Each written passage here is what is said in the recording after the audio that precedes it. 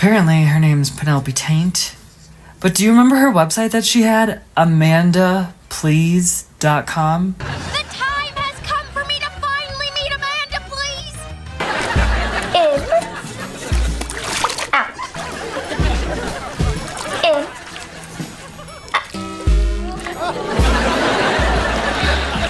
Hey, Tori, here. Is that a pair of my underwear? These are so soft. Nickelodeon sent computers over to production when we were starting filming the show, and when they were turned on, there was child porn on them.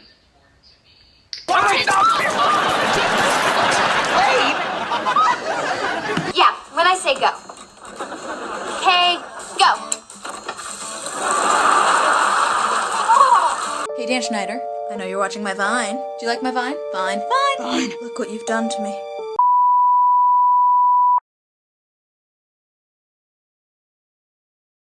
The recent documentary, Quiet on Set, has really opened people's minds to the child abuse and exploitation happening in Hollywood. Abuse that's existed since the days of Shirley Temple's Baby Burlesque. Abuse that, if you tried to talk about just a decade ago, you would have been shouted down and called crazy. But while we're on the subject of what happened on the set of Nickelodeon shows and people's minds are open to this information, let's start opening up some lesser spoken about rabbit holes. So, trigger warning if that wasn't obvious, we're about to dive into a massive pedo network that was active from the late 90s until the year 2000 before the founder completely disappeared. And that network was called Den. But first, we have to introduce 90s child actor Brock Pierce into the story. In recent years, Brock has been up to some pretty shady stuff. He's been actively involved in the cryptocurrency community, and that's led to accusations of fraud. He bought up a bunch of land after the hurricane in Puerto Rico in an attempt to create a smart city for billionaires such as himself. He visited Epstein's Island in 2011 for a conference, and he's currently trying to get into politics. He actually tried to run for president in 2020 and then for Senate in 2022. So this is a very powerful, wealthy, well-connected man that we're talking about. But where did he come from? So Brock Pierce was a child actor who started in commercials before making his way into movies in 1992 when he was 12 years old. But just as he was starting to get some bigger roles and more recognition, he quit in 1997 at age 17. In this short period of time, he appeared in 11 movies, including The Mighty Ducks, Little Big League, and he starred in the Disney movie First Kid. Now, stay with me, we're coming back to Brock in just one second. But now we need to introduce a few more players before we go any further. Mark Collins-Rector and Chad Shackley. And Mark and Chad were boyfriends who met in a chat room when Chad was 15 and Mark was 31. And Mark groomed Chad, convincing him to drop out of high school and move in and work with him on his businesses. Around a decade later, they would create DEN, which stood for Digital Entertainment Network. And this was meant to be sort of like a YouTube meets Netflix, where they produced and streamed their own shows online. It was very ahead of its time and probably would have been huge if it wasn't for all the pedophilia. And this is where 17-year-old Brock comes back into the story and joins a now 40-year-old Mark and 24-year-old Chad Shackley as the third founder of DEN. But in addition to being a founder, he also became somewhat of a third boyfriend, and the three moved in together into this massive LA mansion where they lived, filmed, held auditions, everything happened out of this house. It was like an early content house. The founders brought on a crew with producers and investors to help their vision become a reality. And interestingly enough, there is a pattern with a lot of the people who were interested in investing. And that's that many of them are powerful men who have been accused of grooming or assaulting younger males. Birds of a feather. Now, obviously, there's already a problem with these two older men living with an underage Brock Pierce, but things get much worse as they bring in more children to act in their web series.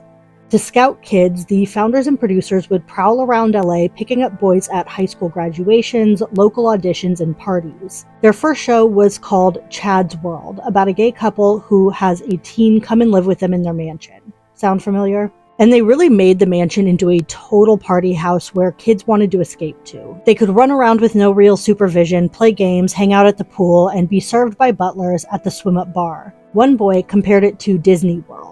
But the boys said that if you stayed until nighttime when filming was over, you would start to see things. There was a skinny dipping rule that after dusk there were no clothes allowed in the pool. and the kids who were having so much fun would want to stay and would just awkwardly follow the rules. Again, these boys are around 13 to 17 years old. The founders and producers involved in Den would throw parties, and the purpose of these parties would be to recruit new investors and keep current investors happy. And as I mentioned, Den attracted a specific type of male interest. In fact, women weren't allowed anywhere near these parties, not even to work. Those allowed to attend the parties were these grown male investors and crew, the founders and producers, and then the child actors and all of their male friends. It became a running theme that all of the Den-related events had a few things in common, and that would be drugs, alcohol, and nude teen boys. So we have a bunch of young, minor boys, powerful male investors, no women allowed, a skinny dipping only rule, drugs, alcohol. Wait a minute, this just sounds like a pedophile club. Are these men investing in Den, or are they just buying invitations to parties with nude, drugged, underage boys? And the boys were drugged, if not willingly, then by deception. Several of the boys said that they had something slipped into their drink after refusing to take anything willingly. Then everyone would be made to get naked and go in the hot tub. These boys were literally being pimped out to investors. And investors and party attendees included names like director Gary Goddard, director Bryan Singer, politician and LGBTQ activist Michael Huffington, and Ben Savage. Yes, Boy Meets World's Corey. And it's unclear what year this clip was filmed. Hi. Hi, honey. How are you? All right, shall we go in? Your buddy's here.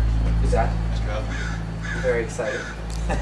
So have you been to this house before? Yeah. Isn't this awesome? Never been to a party here, though. You've never been to a party? Yes. Some good ones? Several. Like, how crazy do they get? But when Den was shut down, Ben was only 19. So Ben was either underage or just barely legal when he was involved with this group. And many think he may have been a victim as well.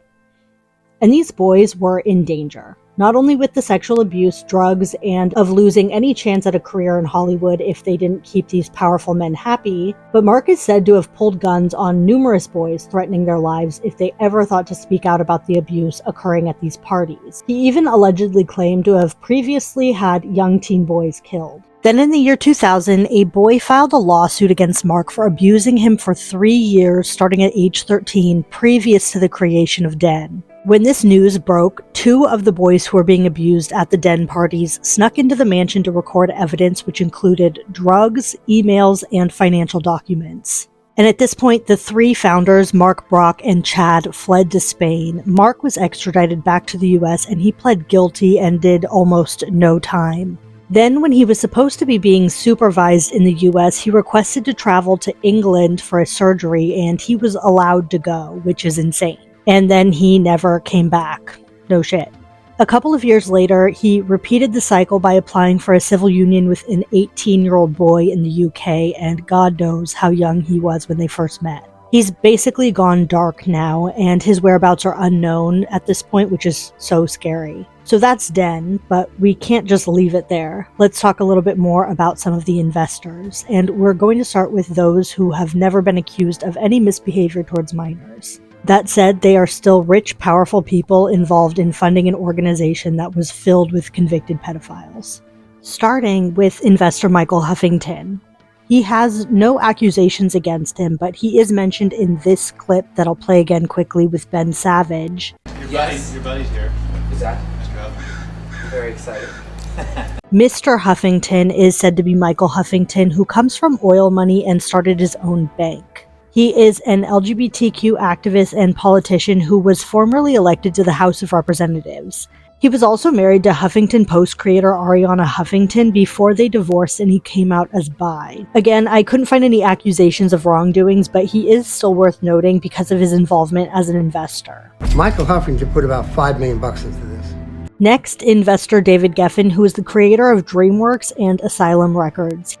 David Geffen, I believe, put in $250,000. David also has no accusations of abuse against him, but the multimillionaire, who is now 81, is married to a much younger 30-year-old Donovan Michaels. The official story is that they met when Michaels became David's personal trainer, but friends say that they met when Michaels was a go-go dancer and club promoter for clothing-optional pool parties at gay clubs in Miami. Nothing wrong with that as long as everyone is of age, and Michaels is well within the age of consent. But that said, Geffen does seem to have a penchant for young men, and that's just a pattern of behavior. A pattern that is so well known it's joked about in Hollywood.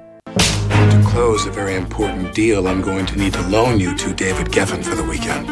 Former Den producer David Nueman, who gained his power as an executive at Fox, CNN, Disney, and BlackRock Productions, was accused by one of the Den child actors, Michael Egan. Egan alleges that starting at age 15, David and others abused him at pool parties, and then says that Nueman later flew him out to Hawaii under the guise of discussing Egan's future career, and the abuse continued in Hawaii. His accuser also conveniently signed a declaration in 2003 when he was 18 and finally legally able to, stating that Nueman never acted inappropriately towards him, making Egan unable to seek legal repercussions against Nueman.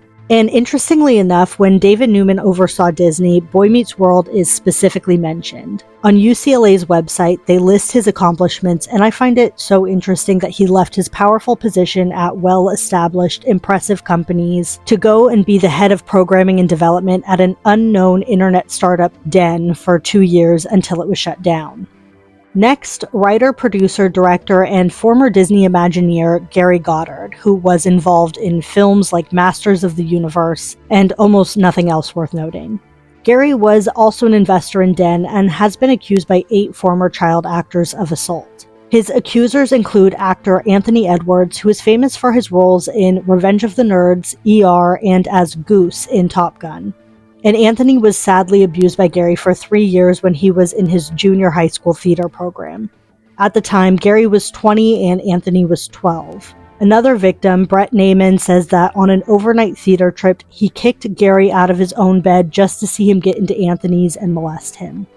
Lastly, Bryan Singer, who directed movies like Bohemian Rhapsody, The Usual Suspects, which starred Kevin Spacey, and 4 of the X-Men movies, which he worked on with Brian Peck. And despite Brian Peck doing minor work and only having a tiny cameo in X-Men, Bryan Singer made the odd choice to invite him to be on the DVD commentary with him. Hi, my name is Bryan Singer, and I'm the director of X-Men.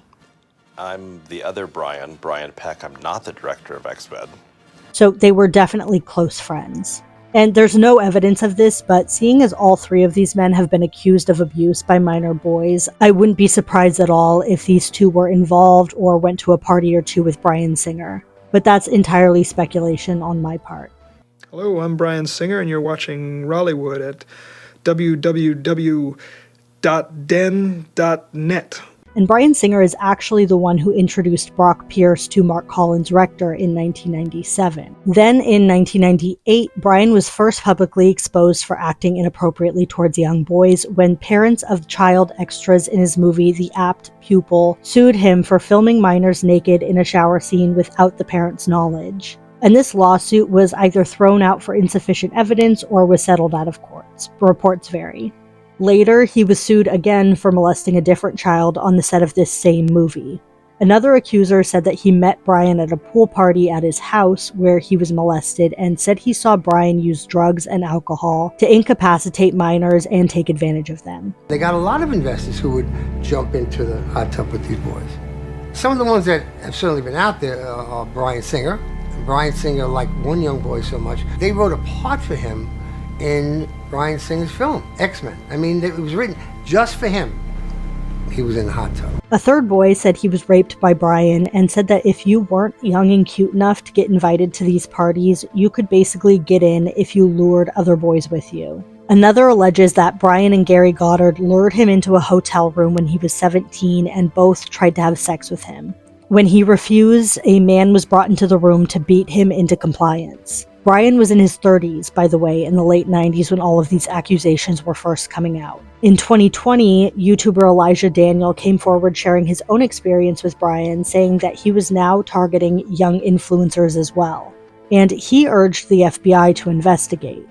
To my count, at least 8 boys have accused Bryan of assault since the 90s, though there are surely more victims. But despite all this, he has avoided conviction. think that sexual abuse doesn't get more attention because it's an uncomfortable subject. We don't want to talk about it. It's ugly. It reveals things about our culture that we don't want to know. But by not discussing it, then we don't identify it as big a problem as it is.